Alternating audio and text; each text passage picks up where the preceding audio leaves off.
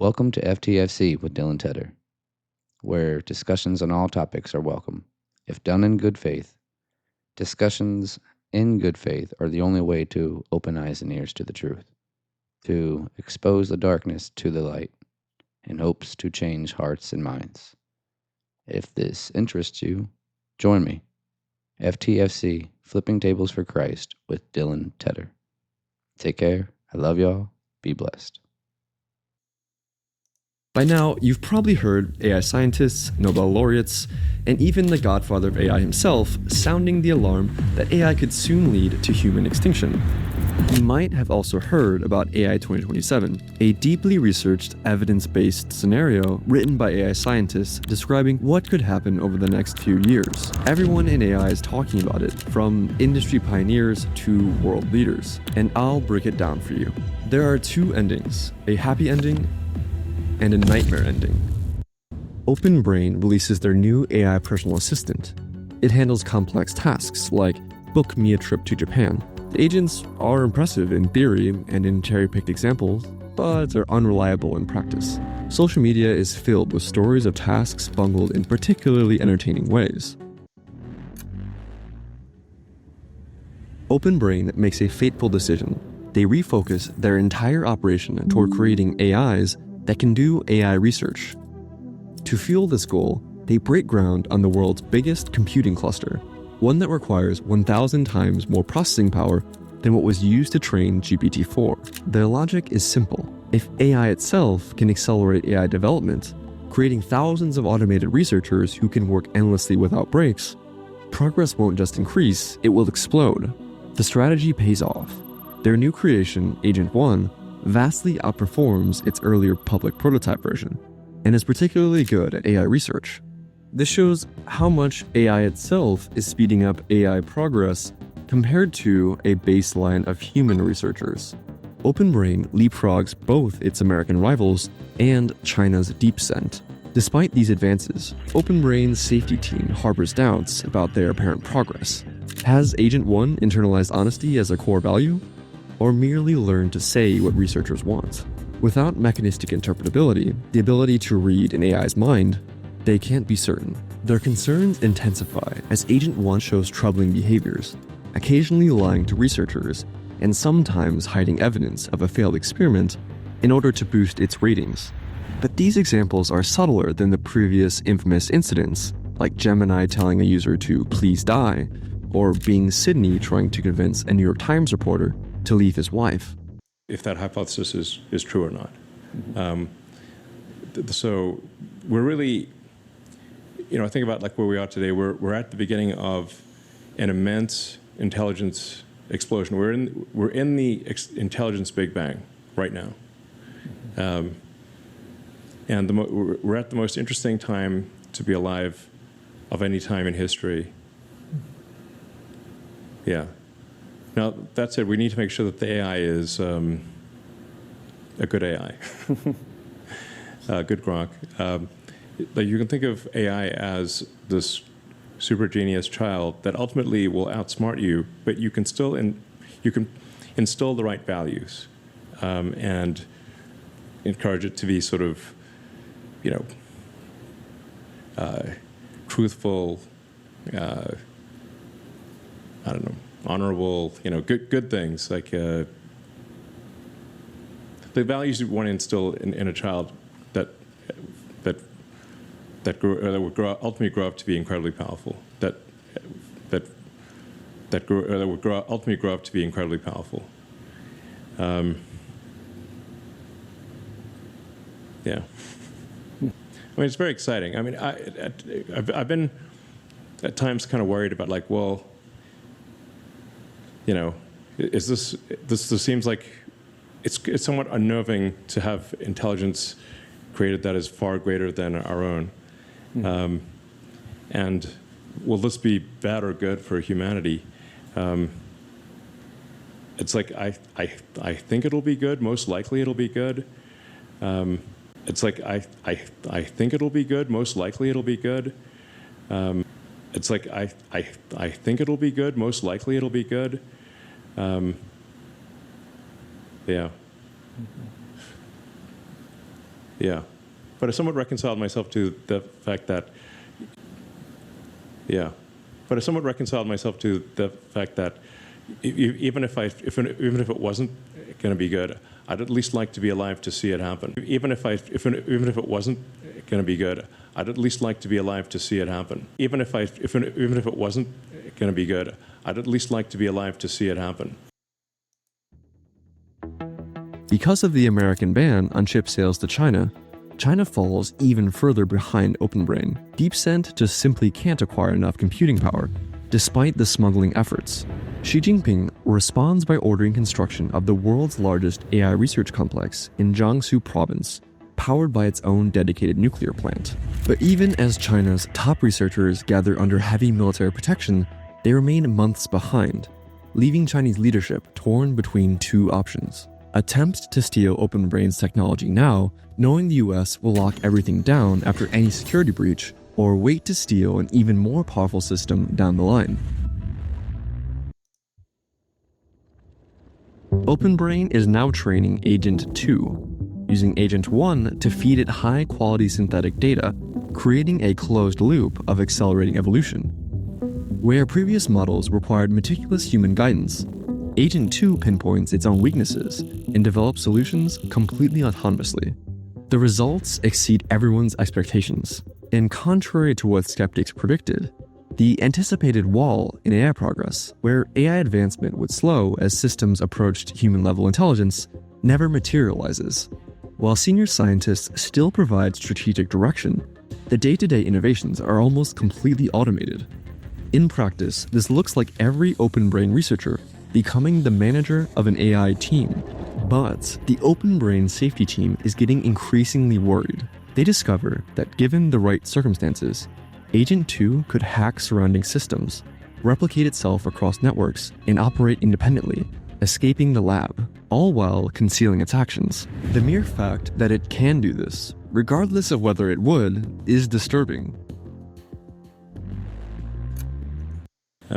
Compared to what the future will hold. I mean, it's very exciting. I mean, I've been at times kind of worried about, like, well, you know, is this seems like it's somewhat unnerving to have intelligence created that is far greater than it's somewhat unnerving to have intelligence created that is far greater than our own. It's somewhat unnerving to have intelligence created that is far greater than our own. And will this be bad or good for humanity? It's like, I think it'll be good. Most likely it'll be good. It's like, I think it'll be good. Most likely it'll be good. It's like, I think it'll be good. Most likely it'll be good.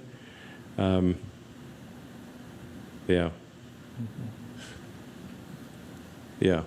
But I somewhat reconciled myself to the fact that even if it wasn't going to be good, I'd at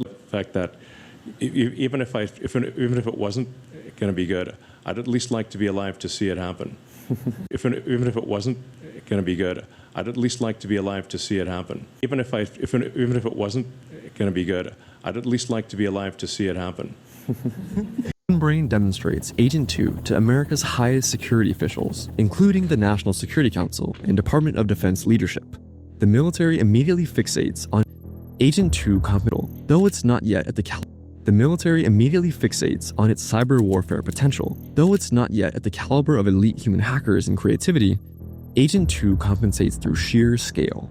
It's capable of running thousands of simultaneous instances, probing defenses faster than any human team could possibly respond. Pentagon officials recognize the strategic implications of this. For the first time, AI could decisively dominate the cyber battlefield. The briefing ignites fierce debate within the administration. Hardliners push to nationalize OpenBrain, arguing that such powerful technology cannot remain under private control. Tech industry leaders countered that a government takeover would kill the goose that laid the golden eggs. Caught in the middle, the president ends up choosing to increase government surveillance on OpenBrain and force it to adopt stricter security protocols, but not fully nationalize it. High quality people. So my first day back from having a nice life, It's my honor to welcome three of the world's leading technology CEOs. And in the case of Larry Ellison, it's well beyond technology. He's sort of CEO of everything. He's an amazing man, an amazing business person. But to announce the largest AI infrastructure project by far in history, and it's all taking place right here in America. In every age, humanity invents new ways to see further. The telescope let us glimpse the stars. The microscope revealed the worlds within us. For centuries, thinkers like Leibniz, Shannon, and Turing dreamed of making all knowledge computable. But today, knowledge grows faster than our ability to understand it. Trillions of data points, a universe of information still unconnected. Now, a new instrument emerges, one capable not only of observing the universe, but of understanding it. Genesis mission will transform how science is done in America, uniting our brightest minds, most powerful computers, and vast scientific data into one living system for discovery. Built on artificial intelligence and quantum computing, it will radically redefine the scale, speed, and purpose of scientific progress in America. This is the work that will define our generation's legacy. A new revolution begins, one guided not by competition alone, but by curiosity, imagination, and the belief that discovery is the truest form of progress.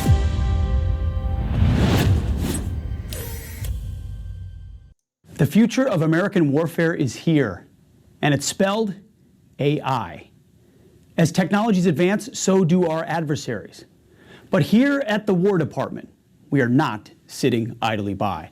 Under the leadership of President Trump, America will lead the charge on this technological transformation by revolutionizing the way we win. And that's why today we are unleashing GenAI.mil. This platform puts the world's most powerful frontier AI models, starting with Google Gemini, directly into the hands of every American warrior. At the click of a button, AI models on GenAI can be utilized to conduct deep research, format documents, and even analyze video or imagery at unprecedented speed. Building on the great work of Undersecretary Emil Michael and his team, we will continue to aggressively field the world's best technology to make our fighting force more lethal than ever before. And all of it is American-made. The possibilities with AI are endless. Now, let's get to work. It's a massive industry, but one of the things that it has is you have to have a central source of approval. When they need approvals on things, they have to come to one source. They can't go to California, New York, and various other places. And there's only going to be, I think, one winner here. I don't know if anybody agrees with that. I think most people agree, but there's only going to be one winner here, and that's probably going to be the U.S. or China. But people want to be in the United States, and they want to do it here, and we have the big investment coming. But if they had to get 50 different approvals from 50 different states, you can forget it, because it's not possible to do. What we need is a single federal standard, and that's what the CEO says, sir. It basically states that the policy of your administration is to create that federal framework. We're going to work with Congress, like the chairman here of the Commerce Committee, Senator Cruz, and other members of Congress to define that framework. In the meantime, the CEO gives your administration tools to push back on the most onerous and excessive state regulations. We're not going to push back on all of them. For example, kid safety, we're going to protect. We're not pushing. When something is rare, it's more valuable.